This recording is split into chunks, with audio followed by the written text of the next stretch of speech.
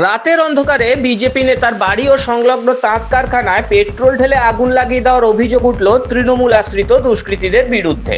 চাঞ্চল্যকর এই ঘটনাটি ঘটেছে শান্তিপুর থানার অন্তর্গত বেলঘড়িয়া ২ নম্বর গ্রাম পঞ্চায়েতের গভারচর এলাকায়।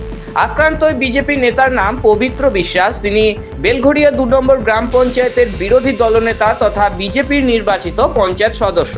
স্থানীয় সূত্রে খবর, মঙ্গলবার গভীর রাতে যখন পরিবারের সদস্যরা ঘুমে আচ্ছন্ন ছিলেন, ঠিক সেই সময় একদল দুষ্কৃতী তার বাড়িতে চড়াও হয়। অভিযোগ, বাড়ির একাংশ তাঁত কারখানায় পেট্রোল ঢেলে আগুন ধরিয়ে দিয়ে পালিয়ে যায় তারা। ঘরের ভেতরে শুয়েছিলাম, তো বাইরের থেকে আওয়াজ আসছে, আগুন আগুন বলে আওয়াজ আসছে। জানলা খুলতে দেখি যে আগুনটা আমাদের বাড়িতে লেগেছে। ঘর খুলে বাইরে দেখি প্রচণ্ড আগুন দাও দাও করে জ্বলছে। চিৎকার করতে করতে বাড়ির আশেপাশের লোকজন ছুটে আসে, গ্রামবাসীরা ছুটে এসে মোটর টোটর দিয়ে আগুনটা মোটামুটি নেভায়।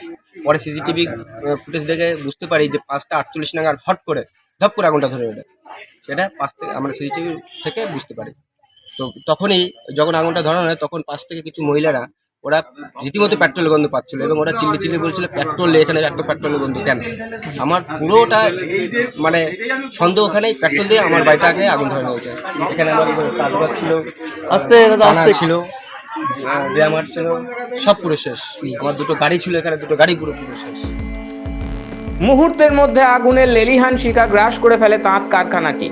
আগুন লাগার কারণে প্রতিবেশীরা চিৎকার চেঁচামেচি করলে পবিত্রবাবুর পরিবারের সদস্যদের ঘুম ভেঙে যায়। তারা দ্রুত বাইরে বেরিয়ে আসেন। অল্পের জন্য পরিবারের সকলের প্রাণের রক্ষা পেলেও অগ্নিকাণ্ডে দাউ দাউ করে জ্বলে যায় পবিত্রবাবুর রুজিরুটির সংস্থান ওই তাঁত কারখানাটি। আগুনে ভস্মীভূত হয়েছে কারখানা, 2টো মোটরসাইকেলও পুড়ে গেছে। ক্ষতিগ্রস্ত পরিবারের দাবি, এই অগ্নিকাণ্ডে তাদের প্রায় 7 থেকে 8 লক্ষ টাকার ক্ষয়ক্ষতি হয়েছে। ঘটনাস্থলে পৌঁছে যান স্থানীয় বিজেপি সাংসদ জগন্নাথ সরকার।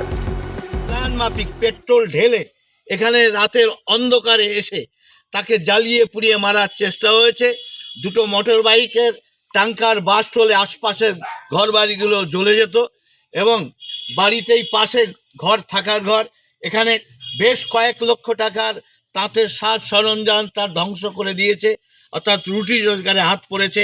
এর পেছনে হাত রয়েছে এখানকার ক্রিমিনাল মানসিকতা। বৃন্দাবন প্রামাণিক, তিনি সভাপতি হওয়ার পর থেকে অত্যাচার বাড়ছে। আমরাও এর শেষ দেখে ছাড়ব, কারণ জনমানব শূন্য হয়ে গেছে তৃণমূল কংগ্রেস, তাই এখানে অশান্তি করার চেষ্টা করছে এবং এর বিরুদ্ধে তদন্ত হওয়া উচিত।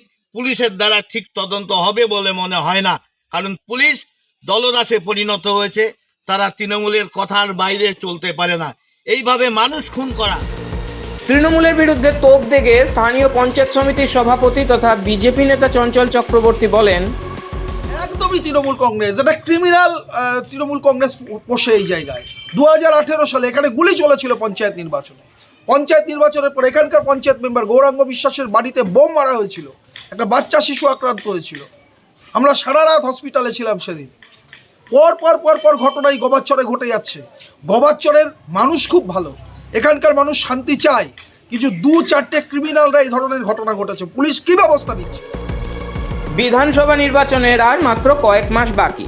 এসআইআর সম্পূর্ণ হলেই পশ্চিমবঙ্গে বিধানসভা নির্বাচনের নির্ঘণ্ট ঘোষণা করা হবে। তবে ভোটের দামামা বাজার আগেই রাজ্যে দিকে দিকে বিজেপি কর্মীদের ওপর হামলা ও রাজনৈতিক সন্ত্রাস বৃদ্ধি পাচ্ছে বলে মনে করছে রাজনৈতিক মহলের একাংশ। ব্যুরো রিপোর্ট, মাধ্যম।